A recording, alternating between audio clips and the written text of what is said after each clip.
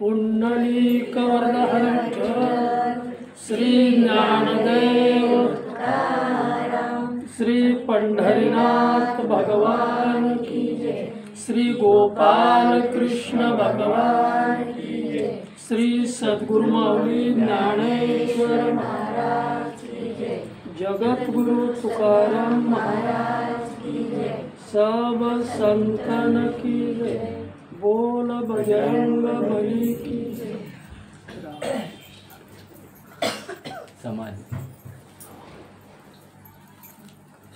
समाधी हरीची समसुखे विन न साधेल जान द्वैत बुद्धी। बुद्धीचे वैभव अन्य नाही तुझे एकाकेशी राजे सकळ सिद्धी।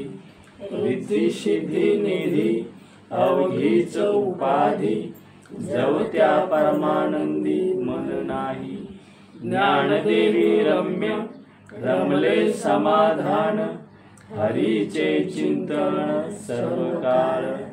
हरिमुखे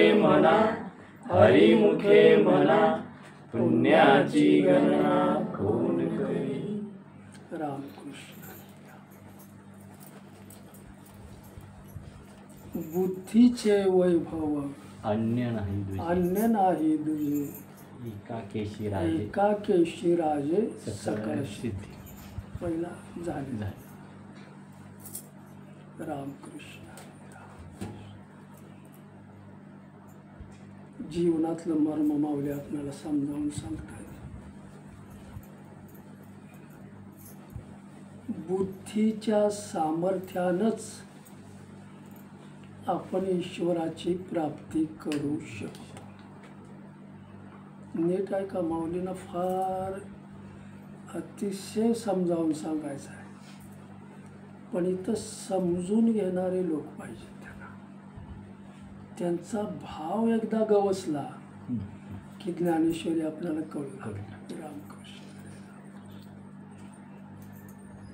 बुद्धीचं सामर्थ्य ईश्वराची प्राप्ती आपल्याला करून देतं। हे खरं बुद्धीचं वैभव आहे, हे खरं बुद्धीचं ऐश्वर्य आहे। बुद्धीच्या सामर्थ्यानंच आपण ईश्वराच्या स्वरूपाशी एकरूप होऊ शकतो। शाश्वत आनंदाची जी वाट आहे, ईश्वर हा आनंदाचा गाभा आहे आणि तो आनंद मिळवण्याचा मार्ग बुद्धी आपल्याला दाखवते। ईश्वराची प्राप्ती सुद्धा तीच करून देते। म्हणून बुद्धीचा महिमा काय आहे तर माऊली सांगतात आपल्याला। बुद्धीचं महत्व काय आहे, आपल्या बुद्धीची महती काय आहे समजावून सांगतात माऊली। निर्णय करणं हे बुद्धीचं काम आहे। तुम्हाला जे जे करूसं वाटतंय, जे जे तुम्ही कर्म करताय ते कर्म करावं की नको बुद्धी ठरवते। कळतं? मग नित्य काय आहे अनित्य काय आहे बुद्धी तुम्हाला सांगते। सत्य काय आहे असत्य काय आहे बुद्धी आपल्याला दाखवते। सार काय आहे असार काय आहे बुद्धी निर्णय करून देते। चांगलं काय आहे वाईट काय आहे हे आपल्याला बुद्धी निर्णय करून देते। मग आपण कुठल्या वाटेने जायचं? तुम्हाला कळलं की हे नित्य आहे, हे अनित्य आहे। संसार अनित्य आहे, परमार्थ नित्य आहे। मग कळल्यावर आपण कुठल्या वाटेने गेलं पाहिजे? रामकृष्ण। आपल्याला कळलंय आता की परमार्थ हा सत्य आहे, संसार हा असत्य आहे। मग आम्ही काय केलं पाहिजे? माऊलींना सांगायचं, मी समजावून सांगतोय। काय सांगा, मी काय केलं पाहिजे? संसार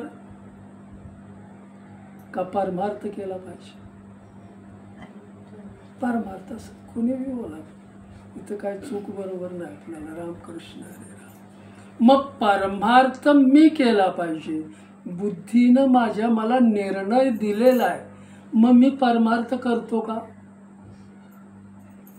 नित्य तुम्हाला समजलंय, मग तुम्ही अनित्याकडे का जाता? माऊलींना सांगायचं आहे, अगदी मी तुमच्याशी सुद्धा बोलताना कळवळ्यानं बोलतोय. सार समजलंय, असार समजलंय, तर मी असारच जास्त का करतो? सार का मी करू शकत नाही? रामकृष्ण हरे राम. अनेक जन्म माझी त्यातच गेलेत आणि मला आत्ताच कुठंतरी कळायला लागलं. राम, पण कळल्यावर मी काय केलं पाहिजे? माझ्या बुद्धीनं मला आता निर्णय दिलाय, आता तरी पुढे. मग निर्णय दिल्यावर मी कुठं गुंतलं पाहिजे?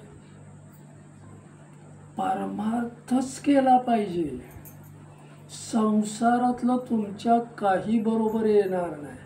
काही काहीही बरोबर येणार, तरी माणूस संसार करतोय. माझ्याबरोबर काहीच येणार नाही, ते माणूस का करतंय? त्याचं ज्ञान नाही माणसाला, त्याचं भान नाही माणसाला. त्याचं ज्ञान नसल्यामुळं तो भानावर नाही, आणि भानावर नसल्यामुळं तो भ्रांतीमध्ये आहे. आणि मग भ्रांतीवरचा माणूस बोलू लागतो की मी डॉक्टर झालं पाहिजे. भ्रांतीतला माणूस, मी सांगतोय, बुद्धी त्याच्याकडं आहे, बुद्धिवान तो आहे, पण सत्य काय आणि असत्य काय याची जाणीव नाही. कळतंय ना? मी डॉक्टर झालो पाहिजे, कशासाठी? पैसा कमवायचा आहे मला. मी शिक्षक झालो पाहिजे, कशासाठी? मला पैसा कमवायचा आहे. मी धंदा टाकला पाहिजे, कशासाठी? मला पैसा कमवायचा आहे. मी प्रोफेसर झालो पाहिजे, कशासाठी? मला पैसा कमवायचा आहे. मग धनसंपत्ती मिळवून तुझा उद्धार होणार आहे का? अगदी कळवळ्यानं सिरियसली विषय आहे बरं का. रामकृष्ण. एक पाहिजे तर उदाहरण मी तुम्हाला देऊन जातो. सिकंदर नावाचा राजा होऊन गेला, त्यानं अख्खं जग जिंकलं, जगाचा मालक तो झाला. उतरत्या वयामध्ये त्याला कॅन्सरचा आजार झाला. कॅन्सर, जरा मी एकदम सिरियसली ऐका तुम्ही, मला काय म्हणायचं. माऊलींनी फक्त निमित्त केलंय मला, आपल्याला काय तर फक्त त्यांच्याकडून जे आलंय ते सांगण्याचा प्रयत्न आपण करायचा आहे. जे समजलंय तेवढंच सांगतोय. राजा झाला, त्या राज्यातले सगळे वैद्य, सगळे डॉक्टर त्यांनी बोलवले आणि माझ्यावर निदान करा तुम्ही, मला याच्यातनं वाचवलं पाहिजे. मी काय म्हणतोय लक्ष देऊन ऐका. सगळं माझंच आहे, मी तुम्हाला सगळं द्यायला तयार आहे, पण माझ्यावर उपचार करणारा कोण आहे? मला वाचवणारा कोण आहे? सगळ्यांनी सांगितलं हे आमचं कामच नाही, अजून याच्यावर औषधच निघालेलं नाही, आम्हालाच माहिती नाही. मग त्यांना जाणीव झाली की सगळं मी जग जिंकलं, सगळ्या जगाचा मी मालक झालो, पण हे सगळं अनित्य आहे, हे सगळं असार आहे, हे सगळं असत्य आहे. आता मला मृत्यूतून वाचवणारा कोण आहे? भगवंताचं नाम मी कधीच घेतलं नाही, कधीच घेतलं नाही. सगळं जीवन मी चुकीचं जगत आलो. माझ्या बरोबर जे येणार आहे ते मी केलं नाही, पण मला सोडून जे सगळं जाणार आहे ते मात्र मी करत बसलो. आता सर्वस्वी चुकीचं जीवन जगलोय. आता मृत्यू हा अटळ आहे, मला याच्यातून सोडवणारा ईश्वर आहे किंवा त्याचं नाम आहे. म्हणजे नाम मी आत्तापर्यंत कधी घेतलंच नाही, आणि आत्ता घेऊन तो येणार आहे का? रामकृष्ण आता तरी पुढे तो येणार आहे का माझ्याकडं, पण ते माझ्या मुखात अजून तरी कुठं येते रामकृष्ण हरी राम. मग त्याने सगळ्यांना सांगितलं, माझी अंत्ययात्रा तुम्ही काढताना माझे हात बांधू नका, मोकळे ठेवा माझ्यात, आणि जगाला कळू द्या की ह्या सगळ्या जगाचा मालक, हे जग ज्यानं कमवलं ह्याच्यातलं काही तो घेऊन गेला नाही, मोकळ्या हातानं निघालाय, आणि जे करायचं होतं ते त्यानं केलं नाही. मला मृत्यूतून सोडवणारा कोण आहे, या रोगातून मला सोडवणारा कोण आहे, एका ईश्वराशिवाय डॉक्टर वाचवू शकत नाही. त्याचं ज्ञान आहे औषधाचं तेवढंच त्याला, पण ते ज्ञान पचनी पडणं आतल्या ईश्वराच्या ह्याच्यावर आहे. रामकृष्ण हरी रामकृष्ण हरी. मला कोणीच वाचू, मग त्यांची आशा, मग मी हे जे जीवन जगला त्याचे हात त्यांनी सोडले, जगाला कळू द्या की तुम्ही असं वागू नका. कळतंय ना, तुम्ही असं अजिबात मला सार काय असार काय माझ्या बुद्धीनं सांगितलंच नाही. मी मनोमार्गे गेलो, मनाच्या मार्गाने गेलो. राम, माझ्या बुद्धीशी, माझ्या सद्बुद्धीशी माझं मन कधीही संयोग पावलं नाही. मग मी कुठं गेलो, हेच उदाहरण आणखी पटकून सांगतो तुम्हाला. माऊली समजावून सांगतायत की ज्या वेळेला मी झोपी जातो त्यावेळेला माझी बुद्धी सुद्धा आराम करते. मी झोपी गेलो, माझी बुद्धी आराम करू लागते, पण मन मात्र जागा असतं, आणि मन मग स्वप्नाची नगरी वसवतं. स्वप्नात आपल्या काही येतं, हे कोण करतं, बुद्धीचा संयोग नाही, मन त्याच्या तालातच असतं. मग कुठं घेऊन जाईल स्वप्नात आपणाला काय कळत नाही. प्रत्येकाला पडत असते स्वप्न, कशीही पडतात.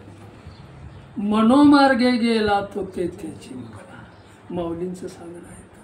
पण आपण ज्या वेळेला जाग होतो आणि मन बुद्धीशी जोडलं जातं त्यावेळेला मग आपल्याकडे सारासार विचार येतो. इतकं बुद्धीचं महत्व आहे.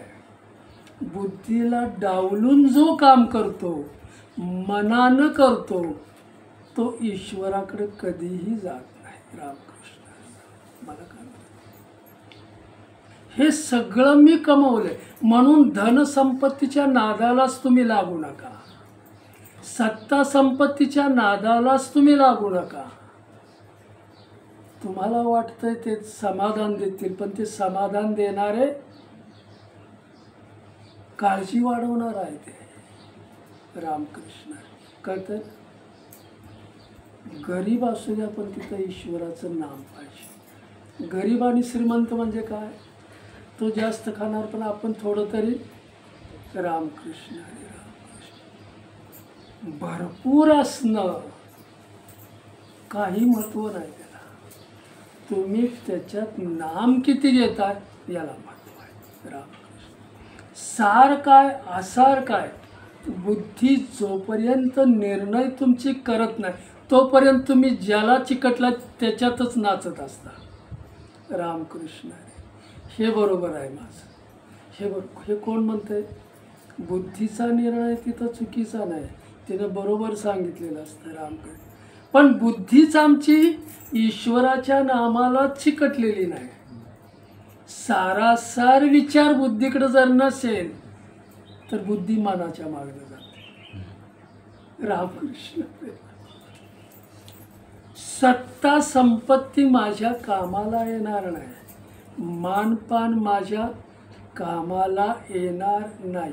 म्हणून माऊली समजावून सांगतायत आपल्याला, 100 कर्म आपल्या हातातली बाजूला ठेवा आणि स्नान उरकून घ्या.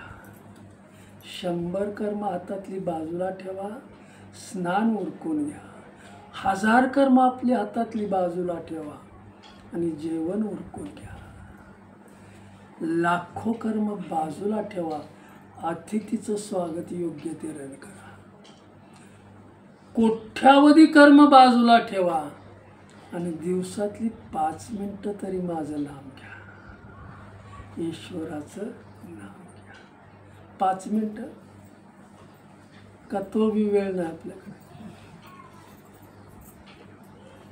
ती 5 मिनिटं पण ईश्वराला आवडेल असं नाम झालं पाहिजे.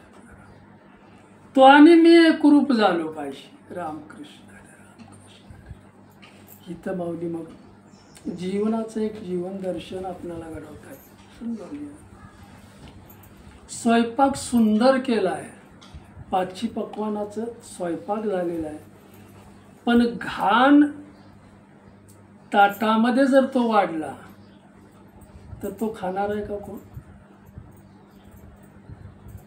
ताट बरोबर नाही, स्वयंपाक सुंदर आहे, पण तो घाणेरड्या जर ताटात आपण वाढला तर त्याचा कोण शिक. हे 5 पक्वानं सुद्धा कुत्र्याची धन होते, कोणीही माणूस त्याचा स्वीकार करत नाही. तसं ईश्वरानं हे सर्वश्रेष्ठ मला साधन दिलंय, ते जर तू माझ्या नामात खर्च नाही केलंस तर हे कुत्र्याच्या कामाला येईल. कळतंय मला काय म्हणायचं? रामकृष्ण. यानं जर ईश्वराचं नाम घेतलं नाहीस तर हे मातीचंच धन होणार आहे, काहीही मागं राहणार नाही, काहीही मागं राहणार नाही. म्हणून मी काय केलं, मला नित्य काय आहे अनित्य काय आहे हे कळ. बुद्धीचे वैभव अन्य नाही तुझे.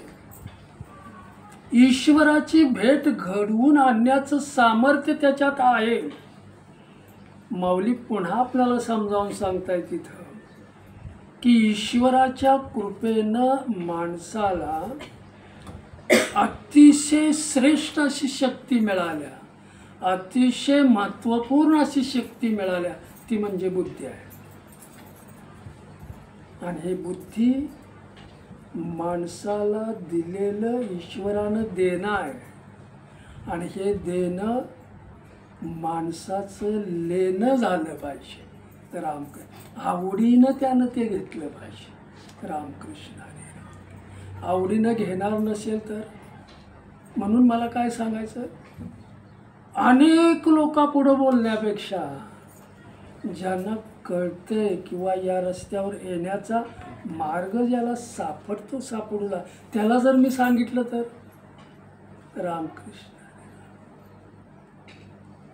अनेकांच्या पुढं बोलायची काही गरजच नाही. रामकृष्ण हरी, रामकृष्ण. बुद्धी प्रत्येक माणसाला आहे, पण ती विवेकाच्या स्वाधीन त्याने केलेली नाही. विवेकाची जागृती त्याच्यामध्ये अजून झालेली नाही. रामकृष्ण हरी. मग ती जागृती होण्यासाठी तसा संत महात्मा आपल्याला मिळाला पाहिजे. रामकृष्ण. तसं जर आपल्याला साथ मिळाली नाही तर, रामकृष्ण. मग आम्ही आमच्याच नादात असतो, डॉक्टरच्याच नादात असतो, वकील का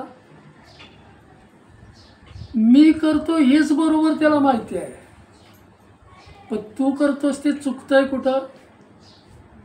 असार करतोयस की सार करतोय. बघा,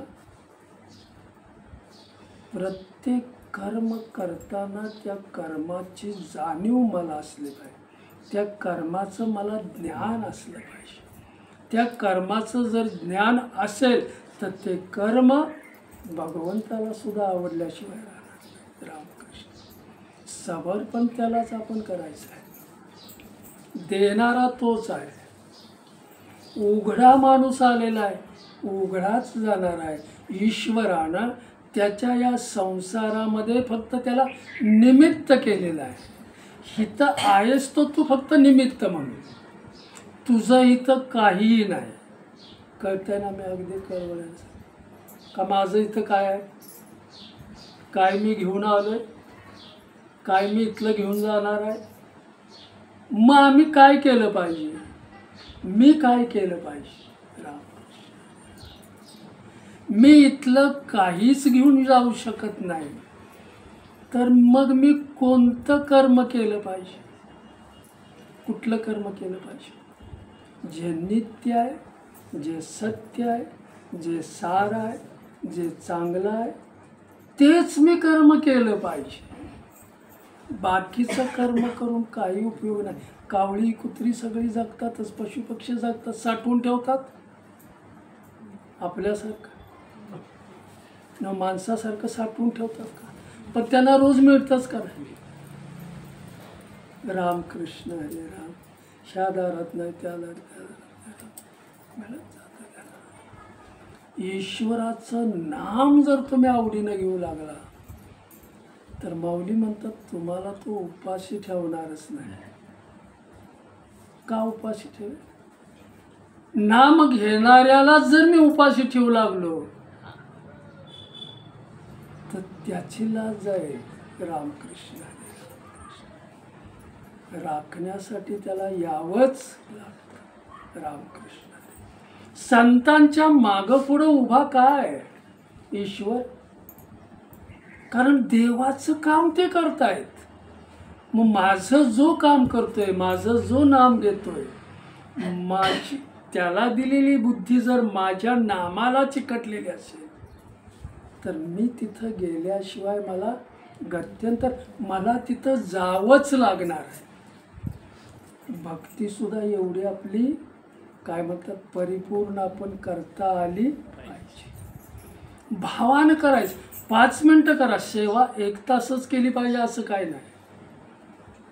पण जे मी करतोय ते भावानं केलं पाहिजे. का मी काय मिळवण्यासाठी करतोय? या सेवेतून आपण काय मिळवण्यासाठी करत असला तर स्वार्थ आहे.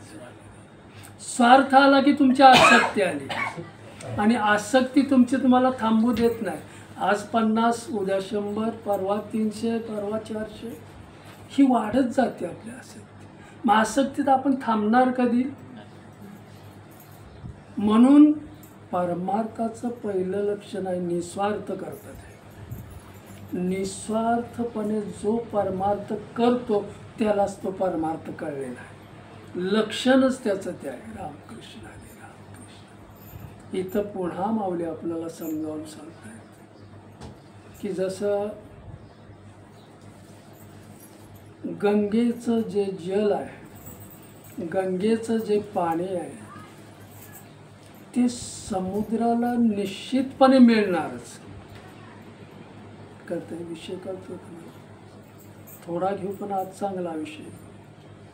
नित्य काय अनित्य काय आपल्याला कळलं पाहिजे.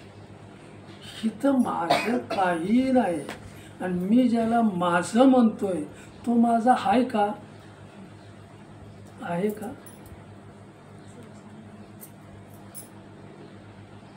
कुठल्या बाजून आपण विश्वास टाक? ज्याला माझा आहे, मी ज्याच्या सत्तेनं बोलतोय तो तुला माझा कधी वाटला? रामकृष्ण. तो सोडून तो दुसरा हा संसारातलं ईश्वर म्हणतो तुझं काही नाही.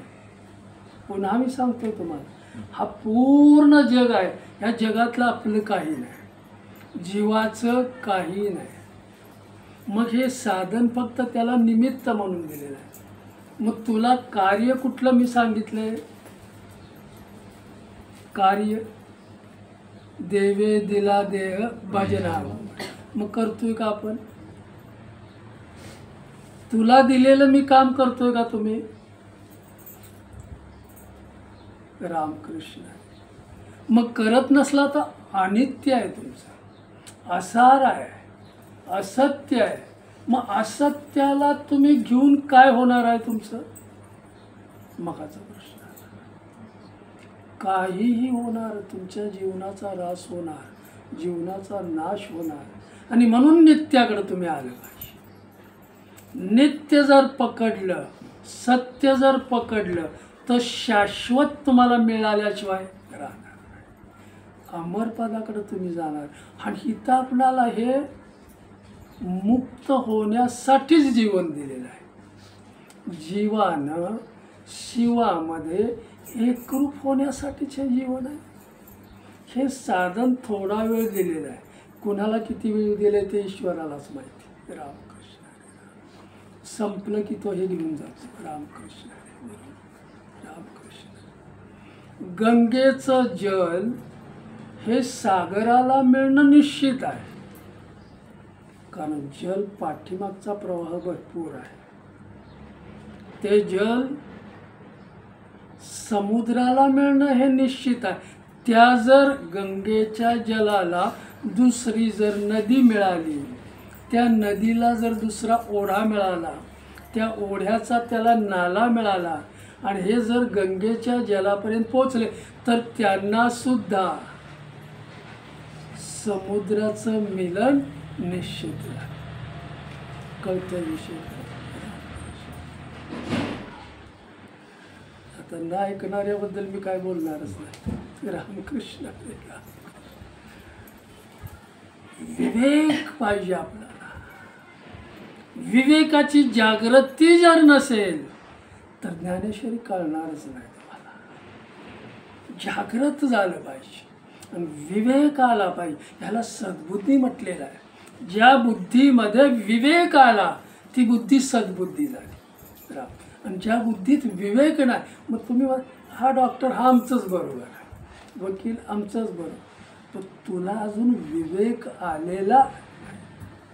विवेक आला की सद्बुद्धी बनते, सत्यबुद्धी बनते, सत्याला पकडते, नामाला पकडते आणि ते नाम गोडपणे आवडीनं घेऊ लागते. रामकृष्ण. तसं माऊली सांगतायत आपणाला. गंगाजलाला समुद्र मिलन निश्चित आहे. त्या गंगाजलाला ओढा मिळाला, नाला मिळाला, नदी मिळाली, त्यांची सुद्धा निश्चितता झाली की मी समुद्राला. मग जे जीव किंवा जे साधक ईश्वर स्वरूप झालेले आहेत, ईश्वर त्यांना भेटलेला आहे, ईश्वर ज्यांना कळलेला आहे, अशा साधकाशी जर मी एकरूप झालो तर मला सुद्धा रामाचं दर्शन निश्चित आहे. कळतंय. रामकृष्ण हरी राम. थोडी सेवा करू पण हे कळलं. नित्य काय अनित्य काय. बुद्धीचे वैभव अन्य नाही तुझे, एका केशी राजे सकल. सद्बुद्धी बनवली पाहिजे आपल्याला. बुद्धी हे माणसाचं खरं लेणं आहे आणि त्याचं महत्त्व मला कळलं पाहिजे. कपाळावर कुंकू नसेल, पती असून सुद्धा, तर मग तुम्हीच जाणार. रामकृष्ण हरी राम. अवघड आहे. तसं मी ईश्वराचा असून सुद्धा ईश्वराचं मी नाव घेत नसेल तर. रामकृष्ण करते पुढे.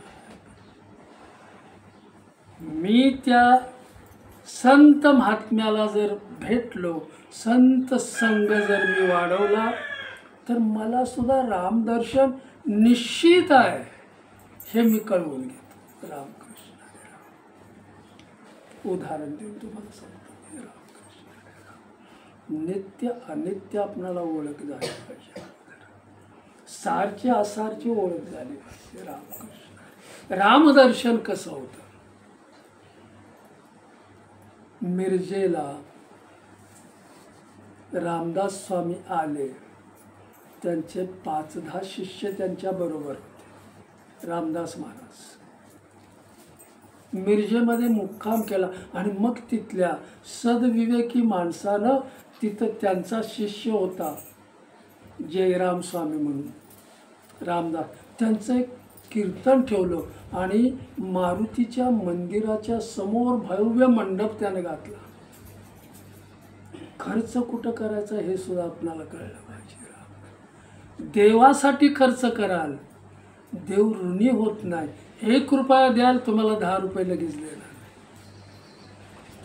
आम्ही दुसऱ्या मोजमाजेसाठी खर्च केला तर. रामकृष्ण.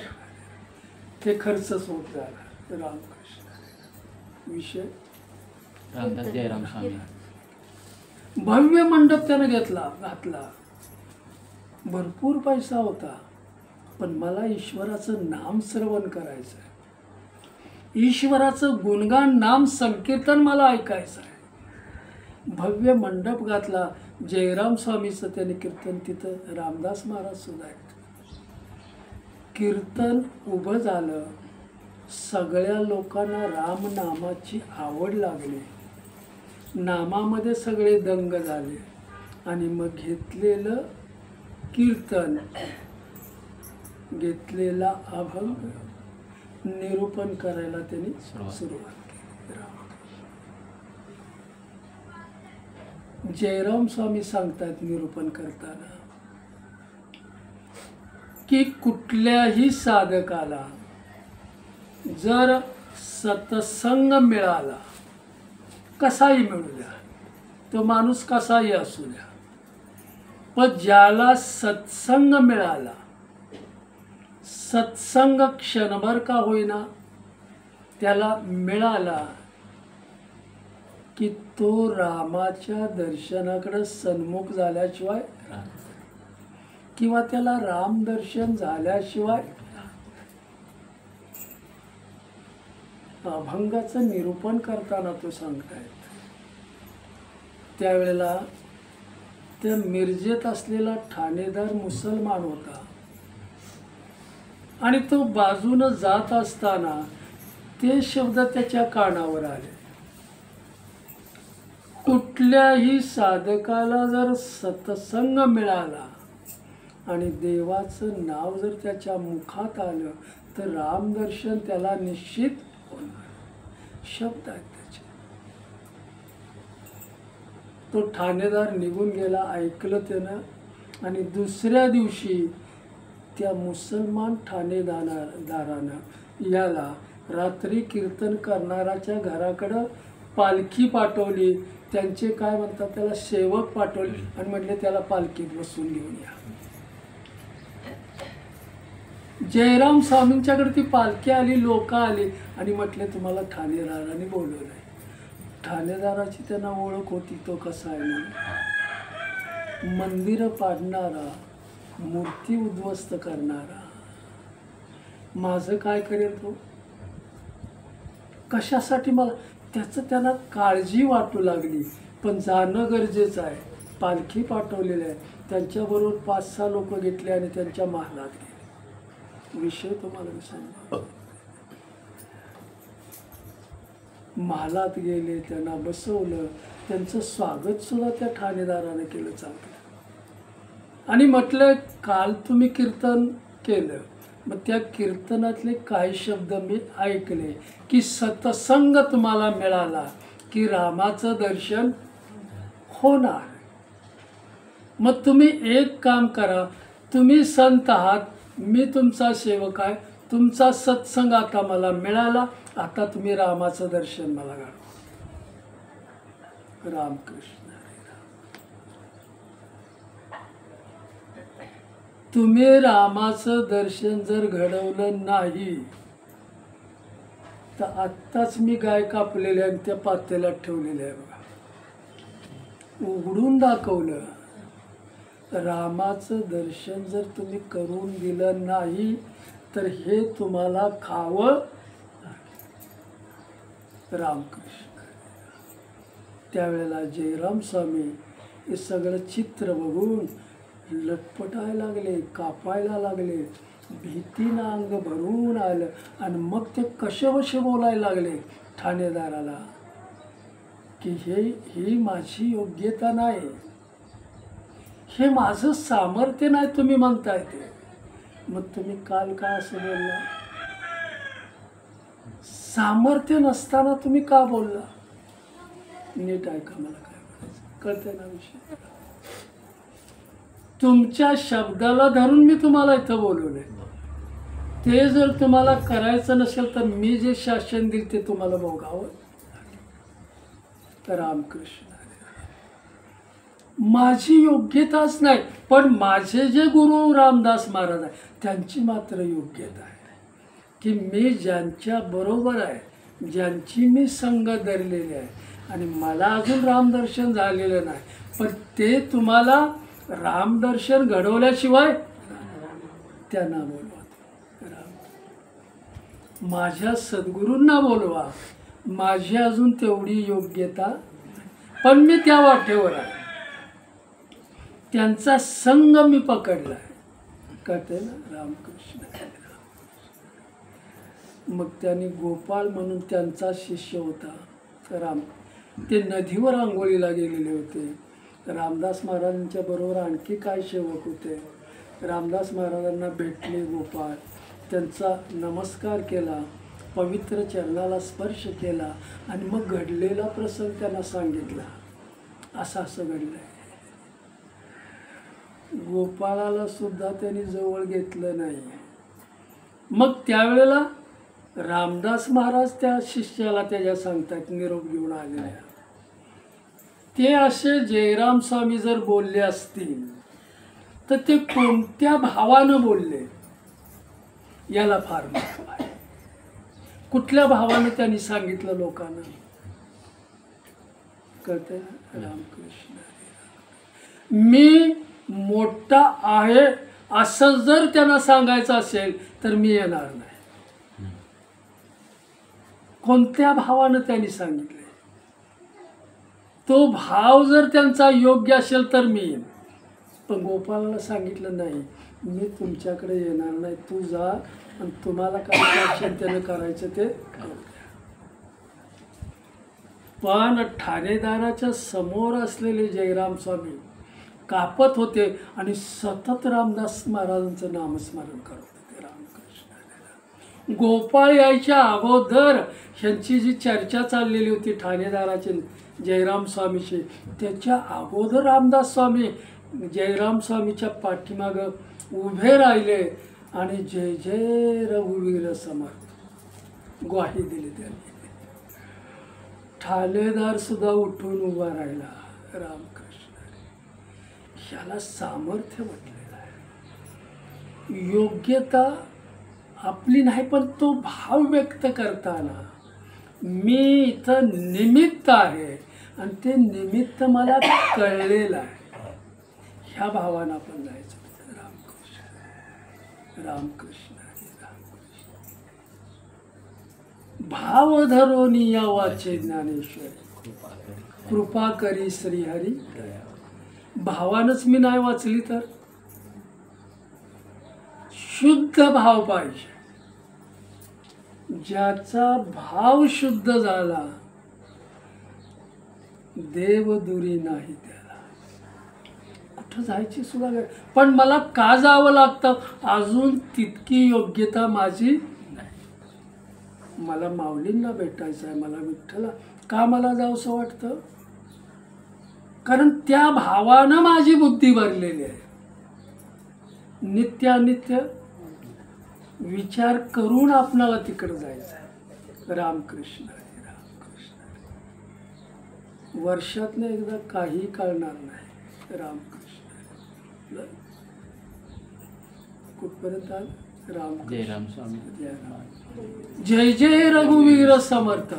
आणि म्हणून ठाणेदार सुद्धा उभा राहिला आणि मग जयराम स्वामी आनंदानं भरून आले. आता मला काळजी करायची काय गरज नाही. कुणी काळजीतून मुक्त केलं?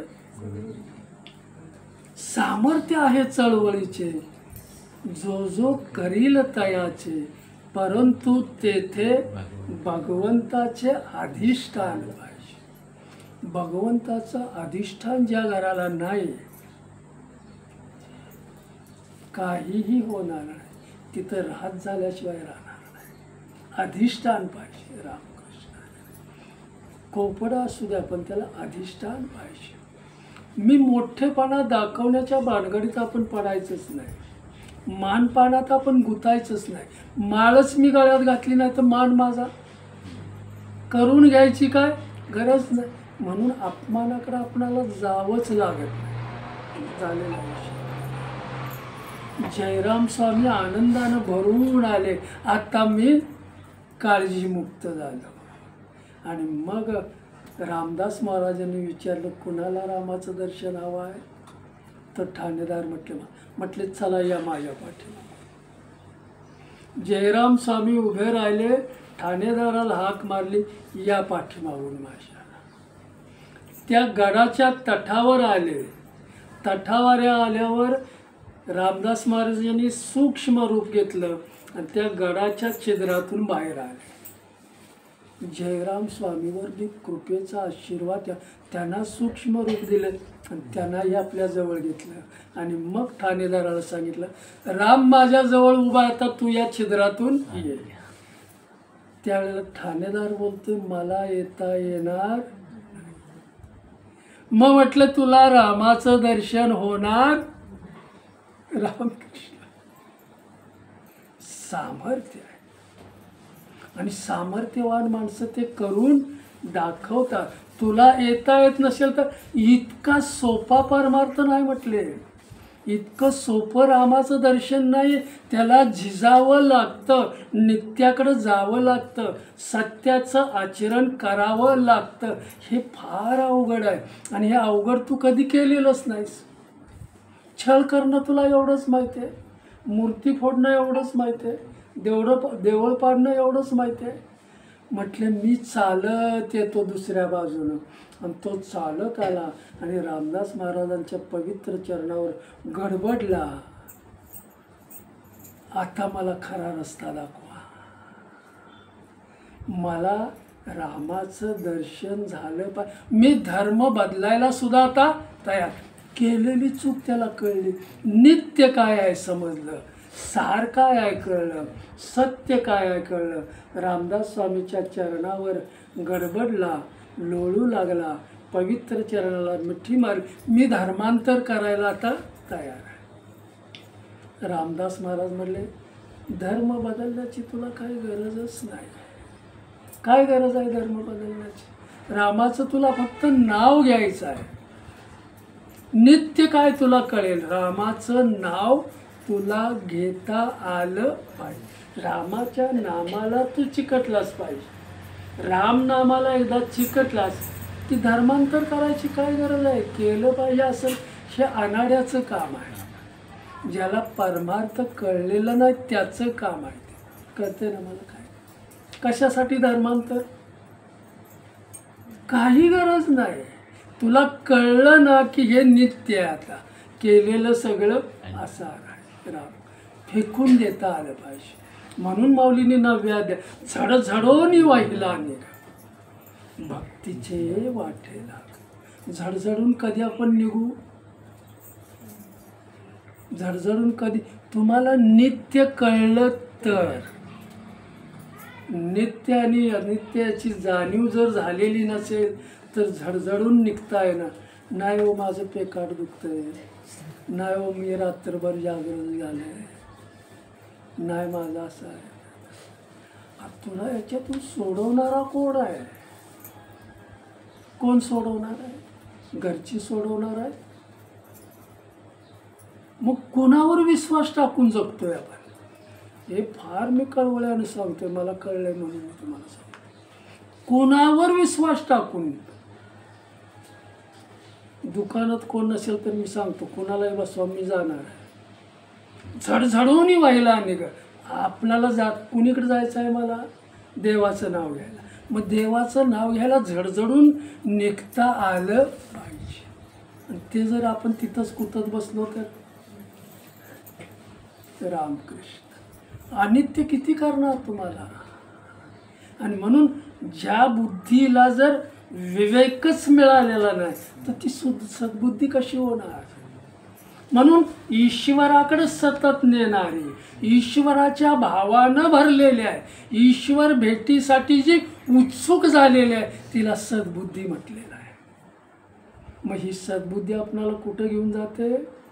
ईश्वराकडे घेऊन जाते. ह्या संसारातून मुक्त करण्याचं काम जीवाला करते रामकृष्ण. बुद्धीचं वैभव जे मी तुम्हाला बुद्धी म्हणते हे ईश्वरानं निर्माण केलेला संसार आहे. या संसारातला सगळा आनंद मी तुला देईन जीवा. जीवाला सांगते बुद्धी की हा संसारातला जो आनंद आहे तुला मी सगळा आनंद देण्याचं काम करते, पण हे जीवा तुला त्यानं समाधान होणार, कारण जीव म्हणतो हे माझं नाहीच. कळतंय ना रामकृष्ण? जीवाचं समाधान याच्यामध्ये नाही, वस्तूमध्ये समाधान नाही. ह्या गव्हाण्यामध्ये जीवाला काय हवं? शिवाची भेट हवी. मग शिवाची भेट मला कुठं होईल? रामकृष्ण. ईश्वराकडे तरी सन्मुख झालेला असला पाहिजे, आणि जो सन्मुख झालाय त्याची मला भेट झाली पाहिजे. ज्ञानदेवी रम्य रमले समाधान.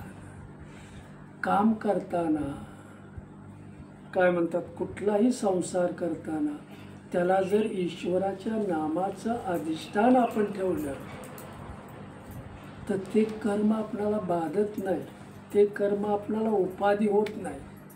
माऊलींना हे सांगायचं आहे. पुन्हा मी तुम्हाला समजावून सांगतो, जर आपणाला नित्य कळलेलं नाही, अनित्य कळलेलं नाही, याची जर जाणीव आपणाला झालेली नाही तर आपण प्रपंचच करत राहतो, संसारच करत राहतो. मग हा संसार केलेला कुणासाठी करतोय आपण? तो संसार कुणासाठी?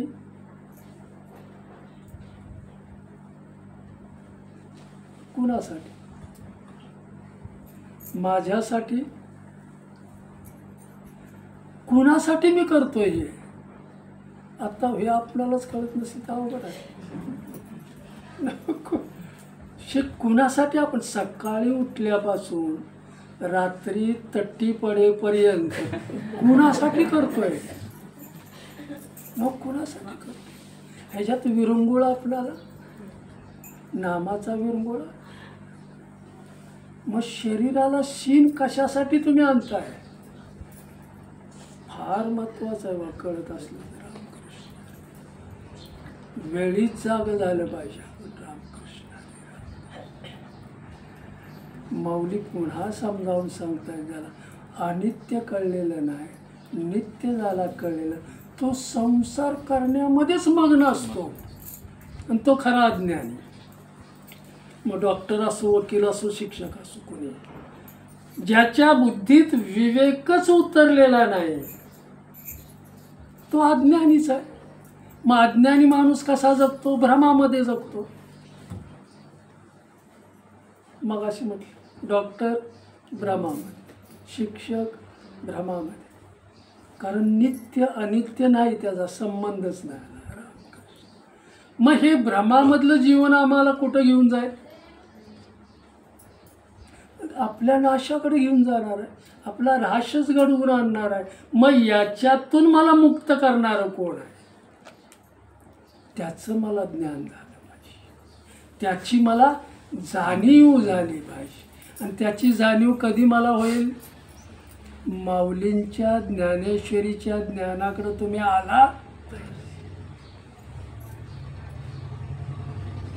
वाचल्यावरती कळू लागेल आपणाला, पण कळेपर्यंत वाचता आली पाहिजे आपल्याला.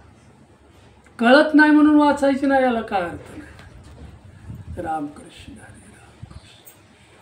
कळेपर्यंत एक ओवी सुटत नाही, कळत नाही तोपर्यंत आपण वाचायची, आणि ती कळली की तुम्हाला मुक्त झाल्याशिवाय वाटणार नाही. एक तरी ओवी अनुभवावे. माऊलीचं नामदेवांचं एक काम आहे.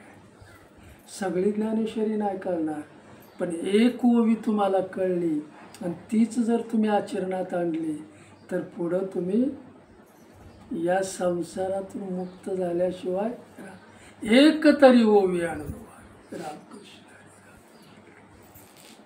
सार काय आहे, असार काय आहे, याची आपल्याला जाणीव झाली, आपल्याला सगळ्यांना, बरोबर का नाही? नित्य सत्य आणि आपल्याला कळलंय आता. मग आपण आता काय घेतलं पाहिजे? रामकृष्ण. सकाळपासून संध्याकाळपर्यंत उगीच मरू नका. मी तुम्हाला हे सांगतो, उगीच मरू नका. रामनामात तुम्ही दंग असा, रामनामात कर्मावर ते कर्म करताना सुद्धा त्या नामातच असा. मिळतंय म्हणून मला सगळं सर्वस्वी त्याला अर्पण नाही करायचं. आलं का? रामकृष्ण. देणारा बी तोच आहे, नेणारा बी तोच आहे, जन्म देणारा मला तोच आहे, माझं संगोपन करणारा तोच आहे, आणि एक दिवस नेणारा सुद्धा मला तोच आहे. मग त्याचंच मला ध्यान करायचं आहे. रामकृष्ण हरी राम. त्याचंच मी ध्यान केलं पाहिजे. त्याचं ध्यान न करता त्या संसारात त्याच्या मला तो कसा ठेवील? त्याचं ध्यान करत नाही, त्याचं नाम घेत नाही, मग त्याच्या संसारात तो मला कसा ठेवील? सगळं भोगायला लावेल तुम्हाला, कुत्तेपर्यंत भोगायला लावेल. रामकृष्ण हरी राम. आलं का लक्षात? मला काय आता आपलं शरीर चांगलं आहे म्हणून काय वाटत नाही, पण शरीर जर तुम्हाला जड वाटायला लागलं, शरीरातली शक्ती कमी झाली, तर कोण कुणाचं नाही याची जाणीव होते आपल्याला. बरोबर? कुणी कुणाचं, एका ईश्वराशिवाय माझा हे नित्य कळवून देण्याचं काम माऊलीने केलं. नित्य कळवून देण्याचं काम. मग ज्या माणसाला नित्य कळलेलं आहे त्याच्याशी मी संग कसा ठेवला पाहिजे? रामकृष्ण हरी राम. उदाहरण एक देऊन आपण पुढे जाऊया. रामदास महाराजांच्या बरोबर एक औरंगाबादचा मुलगा लहान त्यांची सेवा करण्यासाठी आला, आणि तो बरोबरच त्यांच्या असायचा, सोडायचाच नाही त्यांना. ऐका ऐका, रामकृष्ण हरी राम. सेवेत तो दंगा, कुठलंही काम सांगा त्याला, लहानाचा मोठा होत गेला, पण रामदासांच्या बरोबरच, रामदासांच्या बरोबरच असायचं. रामदास महाराजांनी त्याला एक काम दिलं, मला विडा बनवून देत जा, रोज विडा खायचा, रोज विडा बनवून द्यायचा. रामकृष्ण. रामदास महाराज एकदा आजारी पडले, कफाचा त्रास झाला त्यांना, कफ. मग त्यांनी ती पिकदाणी आणली थुकायला, कुणाला सांगत नसत. रामदास महाराज ते स्वतः न्यायचे, स्वतः खाली करायचे, धुवून परत ठेवायचे. पण एकदा मुलाला सांगितलं, पिकदाणी भरलेली होती, सगळे कप त्याच्यात होते, आणि मुलाला सांगितलं बाहेर जा, एवढी स्वच्छ करून तू घेऊन ये.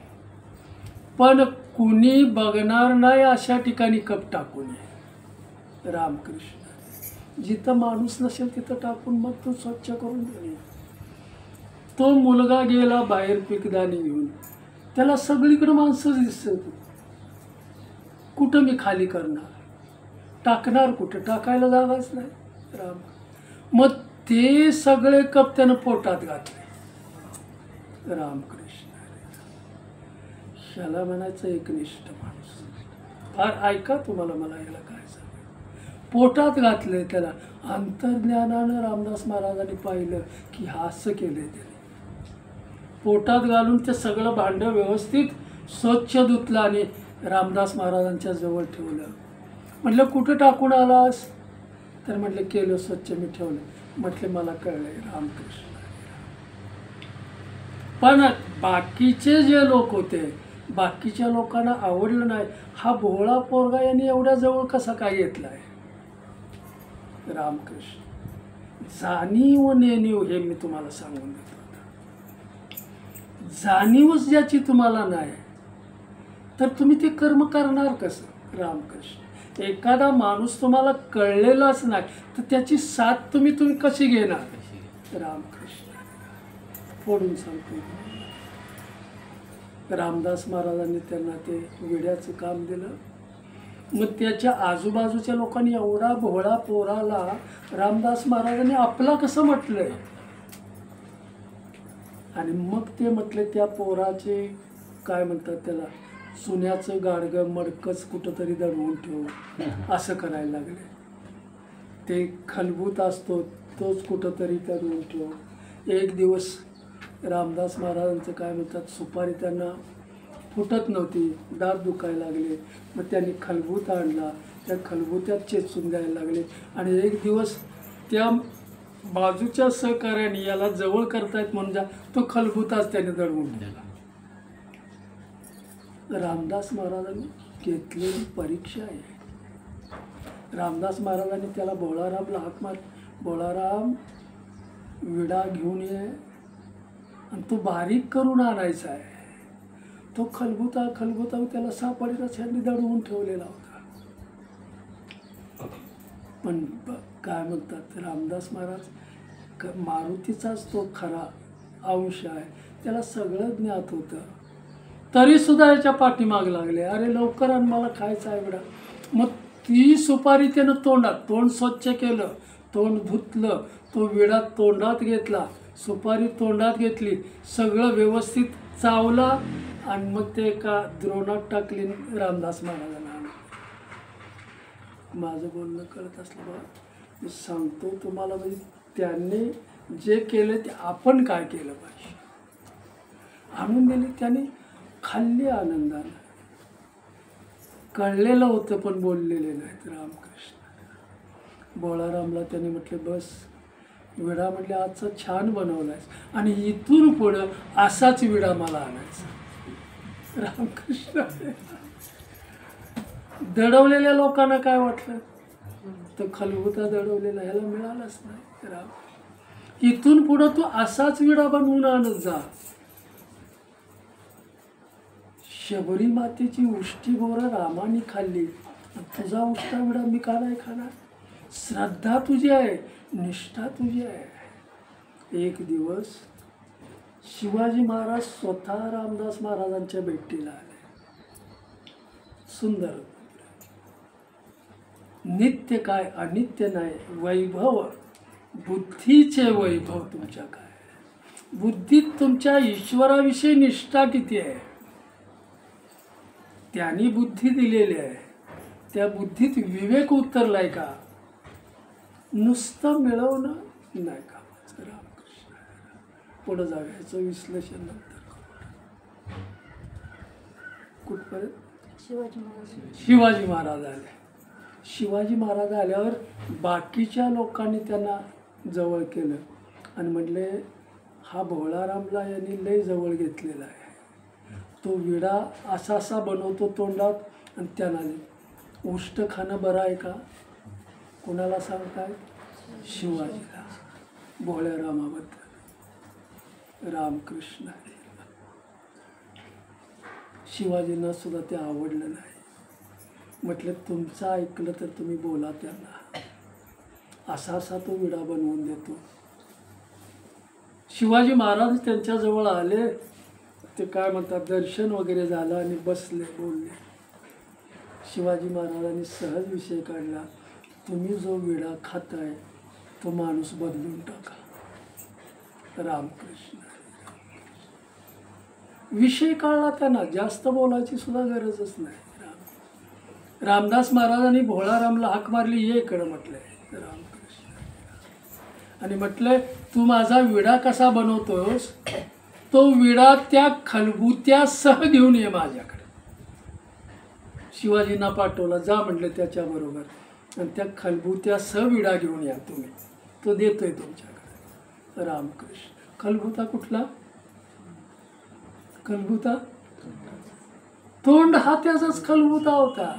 मग भोळारामनी तेवढीच आज्ञा ऐकली आणि तो विडा पान आपल्या तोंडात घातलं. काय म्हणतात सुपारी, सगळं तो विडा तोंडात आहे, चावण्याचं काम चालू आहे. एका बाजूनं शेंडी त्यांनी पकडली मुंडकं स्वतःची आणि दुसऱ्या हातानं सुरीनं मानस कापून घेतले आणि मग शिवाजीच्या हातावर गेले, जा म्हटले खलबुत्यासह घेऊन. खलबुता कुठला आहे कळतंय ना. रामकृष्ण ईश्वराला काय द्यायचं असेल तर जीव द्यायचा.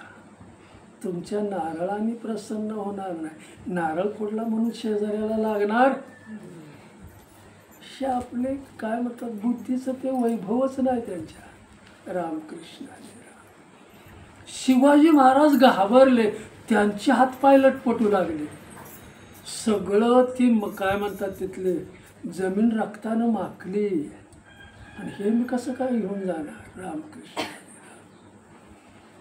ते तशी शेंडी धरली, खाली रुमाल शिवाजी महाराज, आणि रामदास महाराजांनी आवाज दिला, म्हटलं लवकर घेऊन या माझा विडा त्या खलबुत्यासह.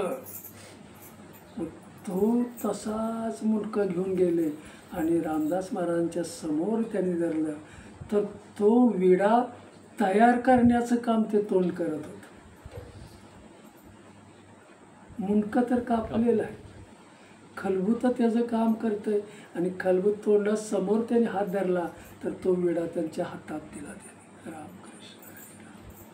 शिवाजीला म्हटले आत्ता हे खलबुत्याचं काम झालेलं आहे, होता तसा तिथं ठेवून या. कळतंय ना? शिवाजी लटपटत्या पायाने गेले आणि जिथं होता तसा ठेवला, होता तसा माणूस जिवंत झाला. रामकृष्ण. पडलेलं रगत त्याने आजूबाजूला चोळलं नाही सगळं राम. आणि मग शिवाजीराजे भीत रामदास महाराजांच्या समोर आले आणि मग शिवाजी महाराजांना सांगितलं, लोकांचं तुम्ही किती ऐकावं? कुठल्या लोकांचं तुम्ही ऐकताय? कुणाबद्दल ऐकताय? बघा, हा फार फार विषय महत्वाचा आहे. लोकांचं कुठले ऐकताय तुम्ही? हा खलबुता किती निष्ठावान आहे हे तुम्हाला मी सांगायची आता गरज नाही. का मी ह्याला जवळ केला? ह्याला मी जवळ का केला? किती निष्ठा आहे याची, आपला जीव सुद्धा द्यायला बोलणार आहेत. त्यांच्यापैकी कोण देणार आहे असं? निष्ठावंत भाव भक्ताचा स्वधर्म, निर्धार हे वर्म चुकू नये. निर्धार माझ्यात असला पाहिजे, निष्ठा माझ्यामध्ये असली पाहिजे, आणि ते काम करण्याची, नाम घेण्याची तत्परता माझ्याकडं असली पाहिजे. कशासाठी तुम्ही अंग राखून काम करताय? परमार्थ तुम्ही कशासाठी अंग राखून करताय? कळते ना मला? अंग राखून परमार्थ करणं म्हणजे नदीकाठावर त्या प्रवाहात नाही उतरायचं आपल्याला. नदीकाठावर बसून आपण मजा बघायची. हा तो कसा जातोय, हा कसा जातोय, मग तुझं कसं होणार आहे?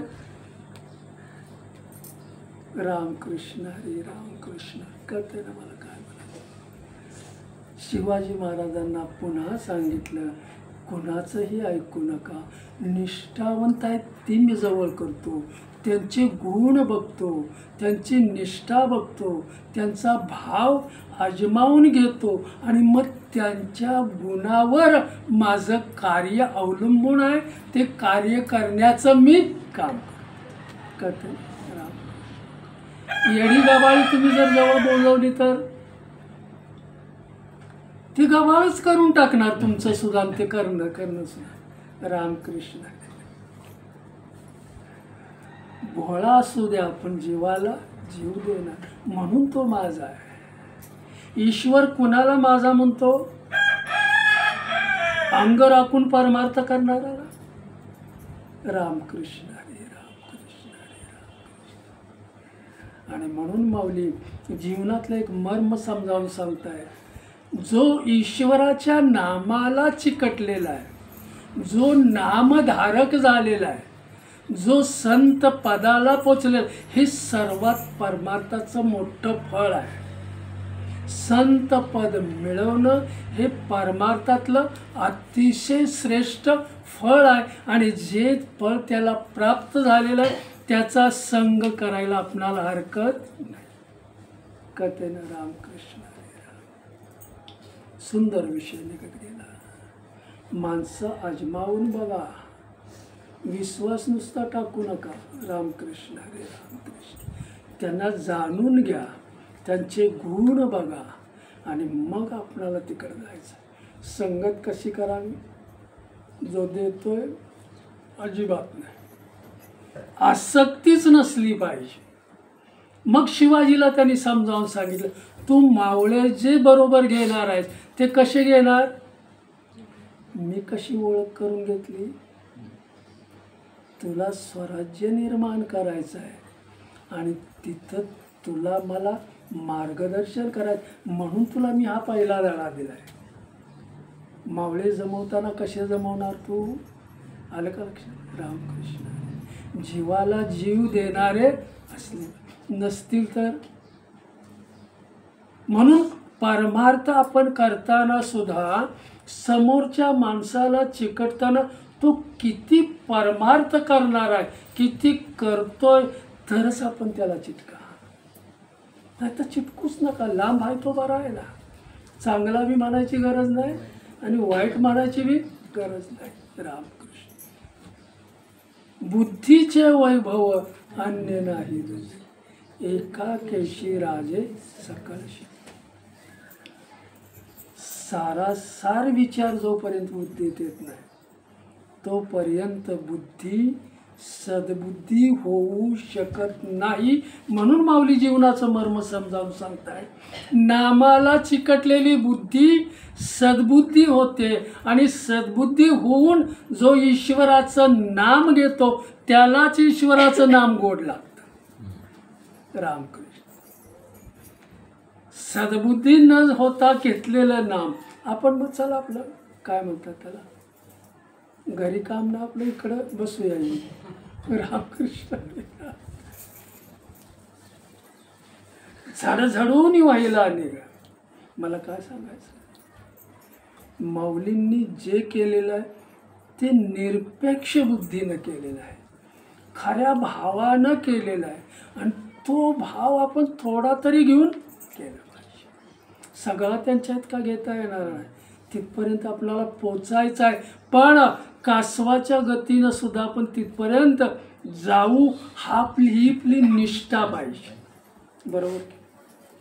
म्हणून परमार्थामध्ये नामाला चिकटलेलं बुद्धी, नामाला चिकटलेली काय म्हणतात मन, हे ईश्वराचा संयोग घडवून आणल्याशिवाय ईश्वराकडेच घेऊन जाणारी बुद्धी आहे. आपल्याला बुद्धीचं वैभव तसं नाही आहे. पण मगाशी जी बुद्धी सद्बुद्धीच झालेली नाही, सारच विचार जिच्याकडे आलेला नाही, तो वर नाम घेतो. मग गोंदवलेकर महाराज सुद्धा म्हणतात तुम्ही नामस्मरण केलं पण हृदयापासून नाही केलं. हितून वर काय म्हणतात, कोण झोपत ऐकते, कोण जागेपणानं ऐकते, ज्याच्या त्याच्या प्रारब्धात असेल तसं मिळणार आहे. बघा मला काय सांगायचं, जाग झाला तर तुम्हाला हा आनंद हा भाव मिळेल. नाही जाग झाला तर घरात बसला काय नाही तर बसला काय. रामकृष्ण हरी राम. कशासाठी आपण आलोय फार महत्वाचं आहे. मी कशासाठी इथपर्यंत आलोय,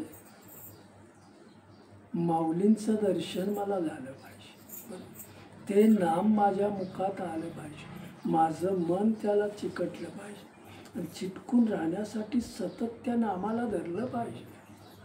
सतत जर नाम आपण घेत नाही तर, म्हणून तुम्हाला मी सगळ्यांना सांगतो वर्षातून एकदा पंढरपुरी तुम्हाला विठ्ठल काय कळणार आहे आणि काय दर्शन तुम्ही घेणार आहे.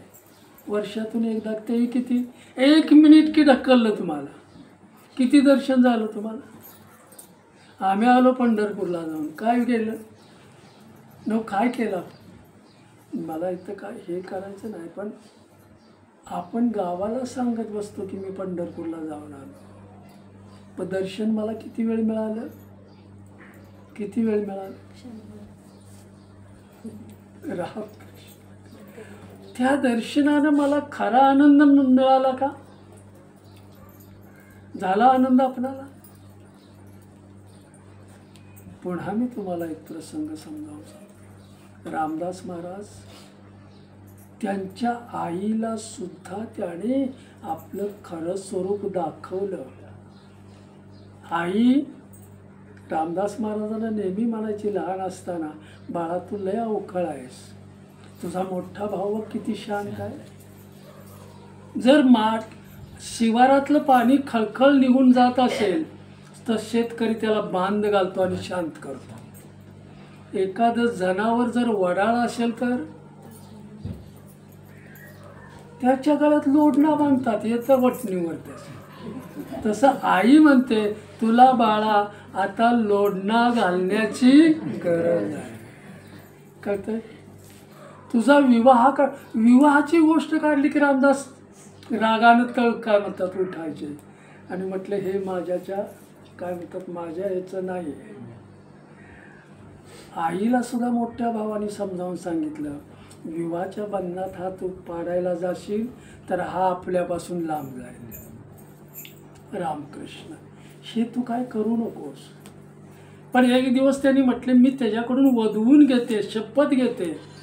तर त्यावेळेला त्यांच्याकडून त्यांनी शपथ घेतली आणि बसवलं विवाह तुझा मला बघायचा आहे, विवाह तू केला पाहिजे, तुझ्या लग्नातला मला अंतरपाठ तरी बघितलाच पाहिजे. रामदास महाराजांनी ते शपथेला होकार दिला. अंतरपाठ तुला बघायचा आहे ना तर हो.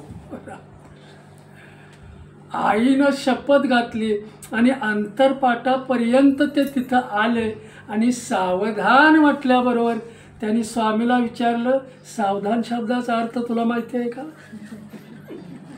तू सगळ्यासनीच नुसतं सावधान म्हणतोस, तुला अर्थ माहिती आहेत का? हे बघ म्हटलं मी निघालो सावधान झालं. स्वामीला सुद्धा नुसता सावधान.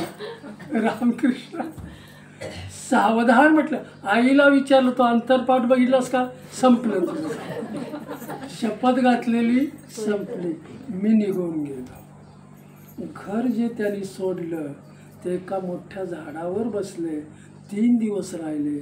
4थ्या दिवस भूक लागली, खाली उतरले. स्वतः रामराय एका बटूचं लहान मुलाचं ब्राह्मणाचा वेश धारण करून आले. रामदासांच्या जवळ बसले, त्यांना जेवू घातलं. कोण सांभाळ करतंय? राम. ह्यालाच मला ओळखायचं आहे. नित्य आहे त्यालाच मला ओळखायचं. आणि हे नित्य ओळखण्यासाठीच मनुष्य जन्म आहे. आणि मनुष्य जन्मामध्ये मला जी बुद्धी दिलेली आहे त्या बुद्धीचं वैभव हेच आहे की त्याला जाणून घेणं. राम कळतंय? निघाले. रामचंद्र त्यांना स्वतः सावध करायचे, स्वतः जेवू घालायचे. आणि मग नाशिक क्षेत्रावर रामरायांनी त्यांना अलगद आणून ठेवलं.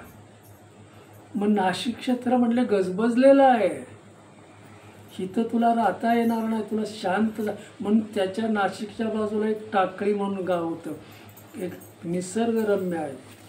आणि त्या झाडीमध्ये त्यांना आणून बसवलं. आणि मग त्या नदीमध्ये त्यांनी 12 वर्ष ईश्वराचं नाम घेतलं.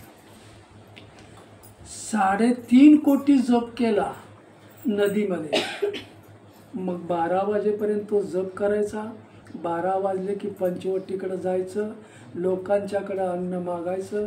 ते अन्न पुरेल एवढं झालं की आपलं जोडी घेऊन यायचं.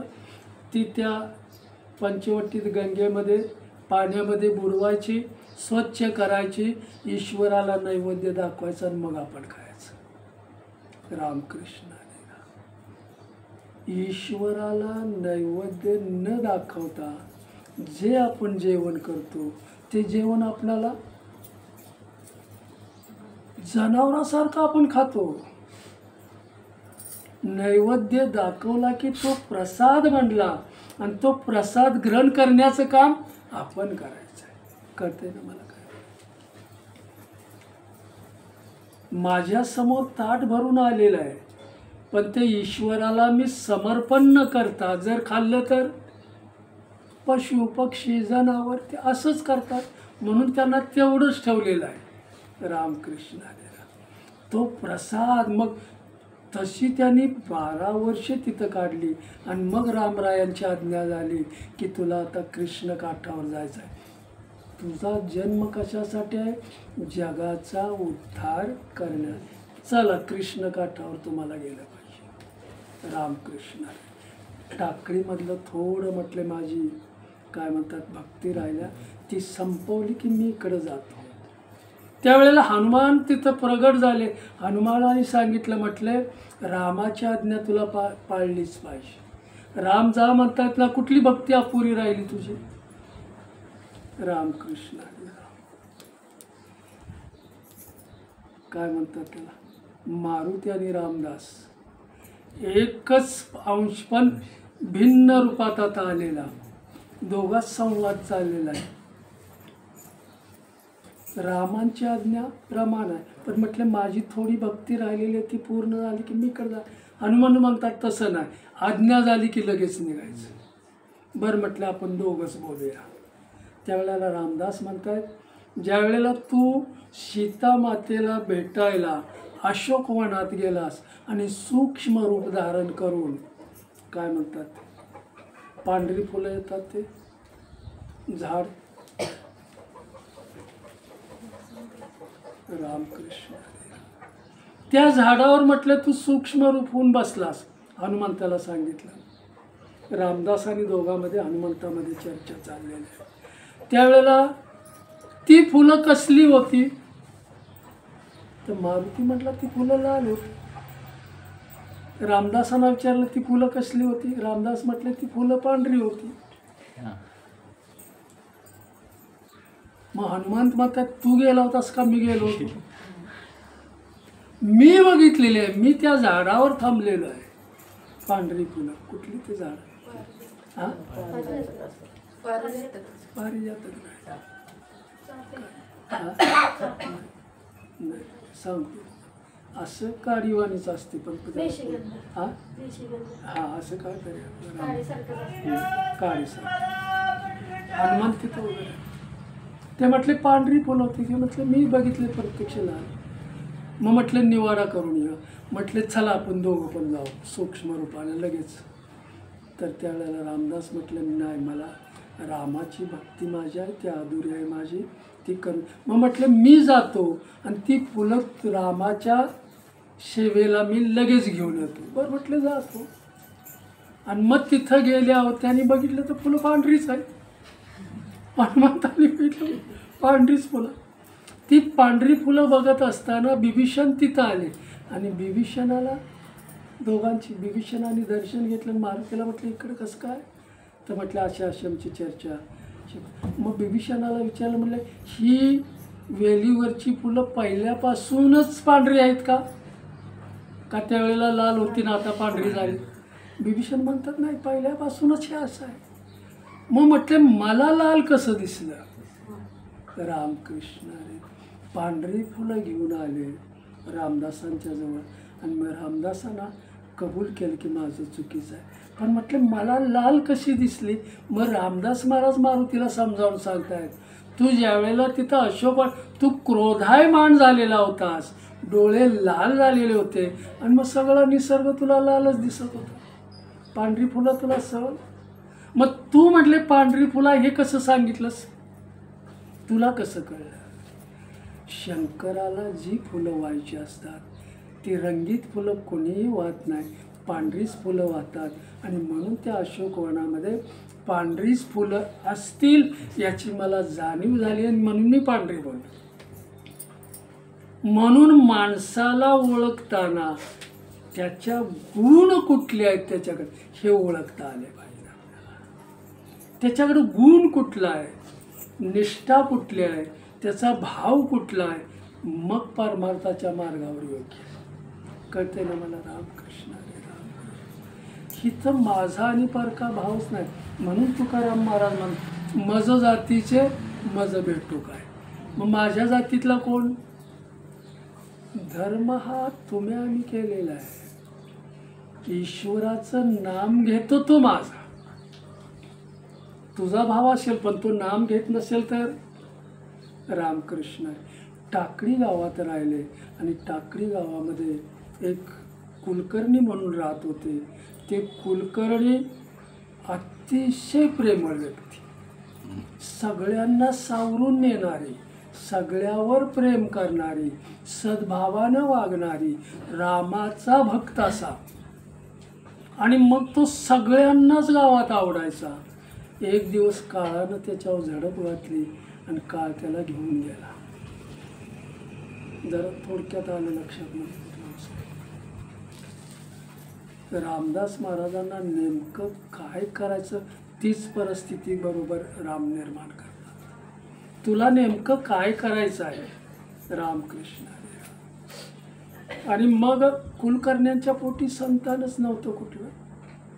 चांगला माणूस सगळं गाव जमा झालं आणि मग अंत्ययात्रा निघाली आणि बायको म्हणली आता मी राहून काय करणार.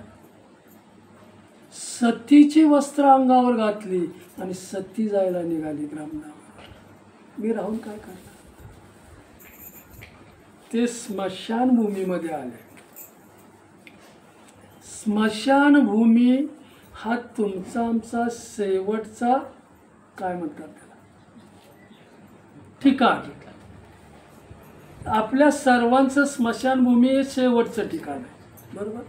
मग शेवटच्या ठिकाणाचं आपणाला स्मरण कधी होतं. इथं मला जायचं हे जर स्मरण कधी होतं. प्रपंच करताना. रामकृष्ण. दंग झालेला ना ईश्वरच माहीत नसतो ते ठिकाण कुठलं माहीत. आणि म्हणून मी खेळण्याचं काम करतो. संसारात मी का रमतो. कारण ह्याचं मला भान नाही, ह्याचं मला ज्ञान नाही, इथं मला जायचं आहे याचं स्मरणच नाही. मग इथं खेळू लागतो मी कसा पण उड्या मारू लागतो. का खेळतो. खेळण्यामध्ये ईश्वराच्या नामात नाही, संसाराच्या रमणीयमध्ये तो रमत असतो. हे खेळण्याचं पटांगण ईश्वरानं दिलेलं आहे. पण तुला कुठपर्यंत खेळायचं आहे ह्याचं स्मरण नाही म्हणून खेळतोयस तो. इथल्या मुक्कामावर तुला एक दिवस यायचं आहे याचं जर स्मरण असेल तर मग कुठलं काम करशील. तिथं गेलेल्या माणसाच्या डोक्यात लगेच येतं की का हा आपल्यातला गेला आहे आणि एक दिवस मला इथं. तो जागा होतो स्मशानभूमी पण घरी आला की पुन्हा हायतच नाही. रामकृष्ण. कळतंय ना मला काय. तो भाव तिथंच राहतो. मग आपण घरी आल्यावर दुसराच भाव नाही का की याचं स्मरण संपलं. पंढरपुरात आलं की विठ्ठलाचं स्मरण आहे. आळंदीत गेलं की पण घरी आलो की स्मशानात गेलं की ते स्मरण होतंय की. तसं आळंदीत केले की ते स्मरण आहे की. घरी आलो की रामकृष्ण. पुढं जाऊया. सती जायला निघालेली, डोळ्यात पाणी आहे. समोर त्यांच्या रामदास बसलेले होते झाडाखाली निवांत. त्या सतीला वाटलं असं बी जायचं आहे तसंही जायचं आहे. महात्मा दिसतोय, दर्शन काय घ्यायला हरकत नाही. रामदास महाराजांच्या जवळ आले. ध्यानस्थ बसलेले होते, रामनामात दंग होते. आणि मग त्यांच्या पवित्र चरणाला स्पर्श केला आणि मग काय बोलतात दर्शन घेतलं. त्यावेळेला रामदास महाराजांनी सहज तिला आशीर्वाद दिला. अष्टपुत्र सौभाग्य. त्यावेळेला ती बाई मोठ्याने रडू लागली. रडू लागल्यावर यांचे ध्यान संपलं, जागे झाले. तर कुणीतरी सती जायला निघालेली बाई, अंगावर तशी वस्त्र आहेत. आणि मग बाईकडे बघितलं. म्हणले तुम्ही. तर म्हणले ते प्रेत माझ्या मालकाचं आहे, माझ्या स्वामीचं आहे. ते गेलेत आणि त्यांच्याबरोबर मला जायचं आहे. तुम्ही असं अष्टपुत्र सौभाग्य होती म्हटला म्हणून मला अवघड वाटलं. सतीची वस्त्र घालून मी स्मशानापर्यंत आलेले. त्यावेळेला रामदास महाराज आले उठून.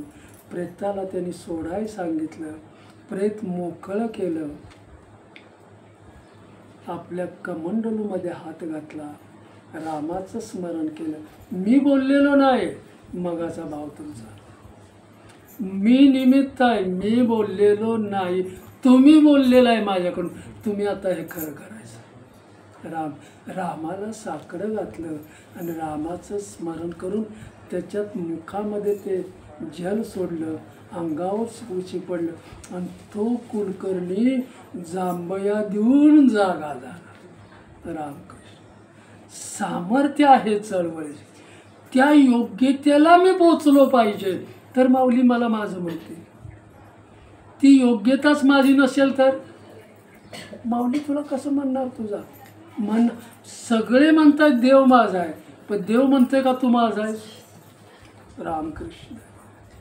सगळा समाज म्हणतोय की माऊली माझी आहेत. मग माऊलींनी कुणाला म्हटलंय माझा आहे. त्यांनी म्हटलं पाहिजे. रामकृष्ण. त्यांनी म्हटलं की तो त्यांचा झाला. रामकृष्ण कधी म्हणतील तसा प्रसंग आणून ते देतात, त्याच्यातून सोडवणूक करतात. फक्त निष्ठा आपल्याकडे पाहिजे. आले तो उभा राहिला आणि म्हटले हे माझं कर्तृत्व नाही आहे, माझ्या रामाचं कर्तृत्व आहे. मुखातून माझ्या गेलं, रामाला मी साकडं घेतलं. त्यावेळेला तो ब्राह्मण उठून बोलतोय सगळ्या माणसांना की इथं मला यम न्यायला आले, यमाने मला अलगत वर नेलं, यमाच्या पुढं उभं केलं आणि यमाच्या पुढं उभं करून मला यम प्रश्न विचारत होता. तेवढ्यात रामदास महाराज आले. कुठं? यमपुरी. आणि यमपुरीमध्ये रामदास महाराजांना बघितल्यावर यमसुद्धा उभा राहिला आणि म्हटले हिथं माझ्याकडे येण्याचं प्रयोजन तुमचं काय? त्यावेळेला रामदास महाराजांनी सांगितलं हा ब्राह्मण आहे, याला तुम्ही अन्न इथं आता ठेवू नका, माझ्याबरोबर खाली पाठवा. अजून याला खालीच ठेवायचं आहे, मुखातून गेलेला आहे. रामरायाची सुद्धा इच्छा तशीच आहे. त्यावेळेला तिथं यमराजाने त्यांना काय म्हणतात आशीर्वाद दिला. दशपुत्र सौभाग्य होती. 2 पुत्र तिचे आणखी वाढवले कोणी या. आणि मग त्यांना खाली बरोबर तो सगळ्यांना सांगू लागला. आणि मग रामदास महाराजांनी मी इथं आलो, आत्ता मी जो उठून उभा राहिलो ते या महात्म्यांनी मला इथं आणण्याचं काम केलं. रामकृष्ण.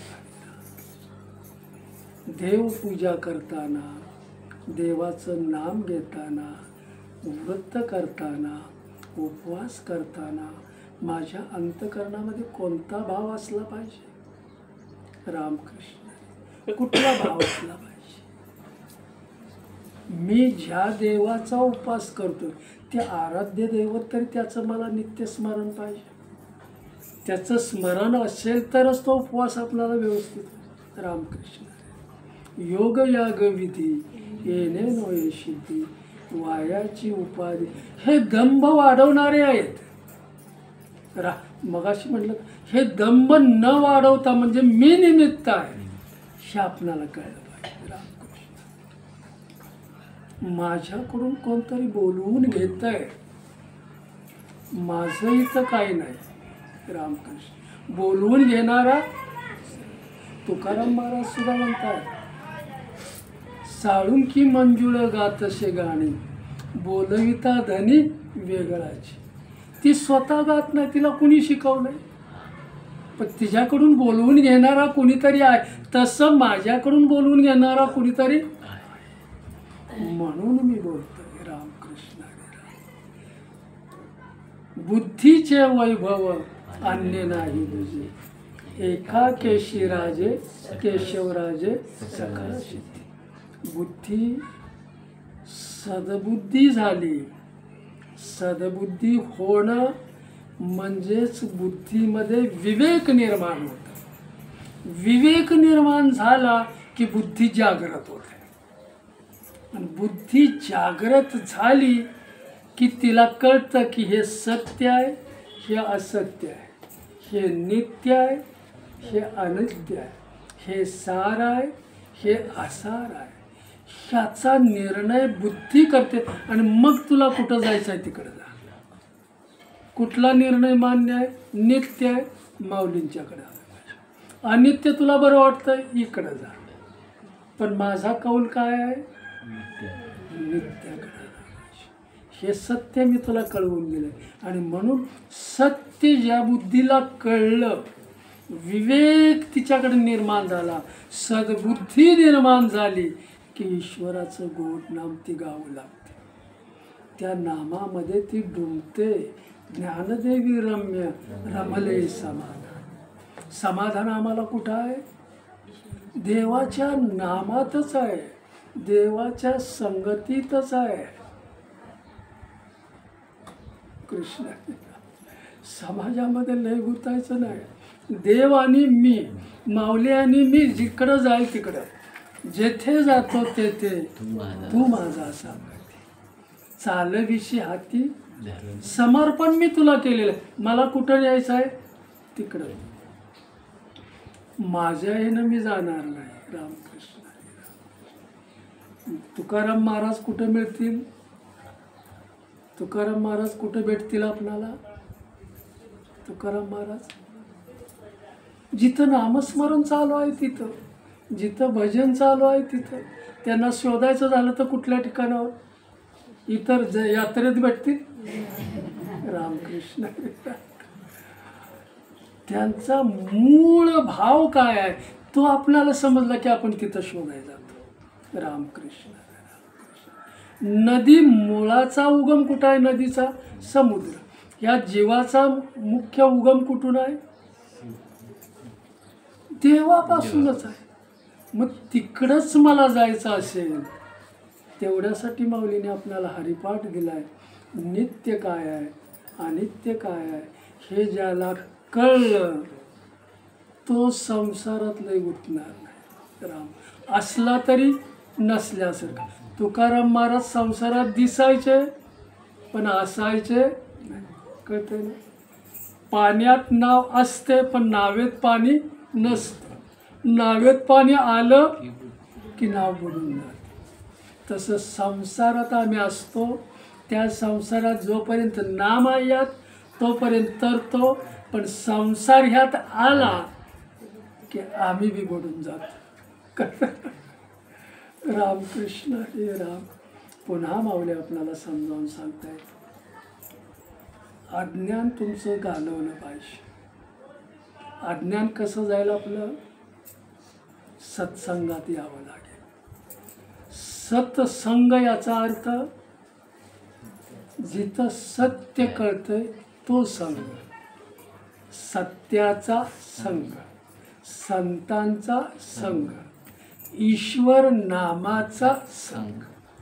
तिथं आपल्याला नित्य कळेल आणि ते नित्यच आपल्याला ऐकायला मिळेल. आणि म्हणून आठवड्यातून एकदा सुद्धा कमी झालं ते. 24 तासापैकी आपल्याला 15 मिनटं जरी मिळालं तरी पुष्कळ आहे. रामकृष्ण. अख्खा दिवस आपल्याला चांगला जातो. कधी? ते अधिष्ठान आपलं असेल तर. बघा, सकाळी सकाळी उठला, ईश्वराचं नामस्मरण केलं, 1 तास ईश्वर अंतरुणावरच पडा तर देवाच्या नामात असा जागा असा नाम घ्या, अनन्य भावानं त्याला शरण जावा. आज तुझ्या कृपेनं मी उठलोय का माझ्यामुळंच मी उठलोय? तू उठवणार आहेस, नाही तर झोप देणारा कोण आहे? तोच आहे. झोपेतून जाग करणारा सुद्धा तोच आहे. नाही तर झोपेत सुद्धा बरीच माणसं जातात नाही उठला तर. बरोबर. रामकृष्ण हरे रामकृष्ण. बुद्धीचे वैभव अन्य नाही, एका केशी राजे सकळ सिद्धी. ईश्वराच्या दिलेल्या बुद्धीचं सामर्थ्य हे आहे की तो ईश्वराची त्या बुद्धीनं प्राप्ती करू शकतो. हे बुद्धीचं सामर्थ्य आहे. हे बुद्धीचं ऐश्वर्य आहे. हे बुद्धीचं वैभव आहे. मग ते वैभव आपल्याला कळलं पाहिजे. कुठलं वैभव आहे? ईश्वराची प्राप्ती करून घेणं. याच्यासाठीच बुद्धी दिलेली आहे. पण हे आपल्याला कळलं पाहिजे. कळत नाही तोपर्यंत तुम्ही कुठल्याही काय म्हणतात संसारातल्या मोठ्या उद्योग जरी असला आणि नित्य आणि सत्य किंवा नित्य अनित्य कळलं नाही तर माणूस तो त्याच्यामध्येच असतो. रामकृष्ण. आणि मग शेवटला त्याला कळतं की मी चालून आलेली वाट आता बरोबर नाही. माऊली इथं म्हणून समजावून सांगतायत आपल्याला की ही सृष्टी निर्माण करणारा ईश्वर तो आहेच, पण त्याचा एक भाग दिलाय ना कोणाला? निर्माण करणारा विश्वकर्मा. हे सगळं तो इथं बघतो, हे ऐश्वर्य निर्माण करतो. मग हे सगळं ऐश्वर्य जरी मला मिळालं, इंद्राची सत्ता जरी मी प्राप्त केली, पण ईश्वराचं नाम मुखात नाही आलं, तो जर मला साध्य नाही झाला तर हे सगळं माझं उपाधी बनल्याशिवाय राहत. हे सगळं व्यर्थ. विश्वकर्मानं सगळं दिलेलं सुद्धा व्यर्थ जातं. कधी? आधी ईश्वर साध्य झाला नाही तर. म्हणून मला काय सांग, ज्याची आपण पूजा करतोय, ज्याचं आपण ध्यान करतोय, ज्याचं आपण काय म्हणतात नाम घेतोय, तो मला जागृती, स्वप्नी, सुषुप्तीमध्ये त्याचंच चिंतन आपल्याला झालं पाहिजे. रामकृष्ण हरे राम. आणि त्याच चिंतनात आपण जर असेल तर तो लांब नाही आहे, तो आहे, तू आहे तुझं पाशी. काय ना, तुझा आहे तुझं पाशी, परी तूची जागा चुकलाशी. माझ्या जवळच तो आहे, माझ्या हृदयरूपी कमलावर तो आहे. आणि त्या ईश्वराला मी ओळखलंय का? म्हणून माऊली सांगतात, परमार्थ करताना ज्याला आत्मज्ञानाची प्राप्ती झाली तो त्याचं परमार्थातलं सर्वश्रेष्ठ फळ आहे. कारण त्या आत्मज्ञानानं तो स्वतःला ओळखतो आणि ईश्वराला सुद्धा ओळखतो. म्हणून परमार्थ करताना जोपर्यंत आत्मज्ञान झालेलं नाही तोपर्यंत आपणाला परमार्थ कळू शकत नाही. तो कळण्यासाठी आत्मज्ञान होईपर्यंत ईश्वराचं नाम. मग आत्मज्ञान कधी होईल? ईश्वराच्या नामात तुम्ही दंग झाला तर. नामानंच आत्मज्ञान होतं आणि आत्मज्ञानानंच ईश्वराची प्राप्ती होते. म्हणून ईश्वरानं दिलेलं हे मोठं देणं आहे. प्रत्येक माणसाला दिलेलं हे फार मोठं देणं ईश्वरानं दिलेलं, आणि हे लेणं म्हणून आपण त्याचा स्वीकार केला पाहिजे. रामकृष्ण हरी. बुद्धीचे वैभव आणले नाही तुझे, एका केशी राही सकळ सिद्धी. पुंडलिक वरदान विठ्ठल, श्री ज्ञानदेव तुकाराम, श्री पंढरीनाथ भगवान की जय, श्री गोपाल कृष्ण भगवान की जय, श्री सद्गुरु माऊली ज्ञानेश्वर महाराज की जय, जगद्गुरु तुकाराम महाराज की जय, सब संतन की जय, बोल बजरंग बली की जय. ठाल विठाल विठाल विठाल विठाल विठाल विठाल.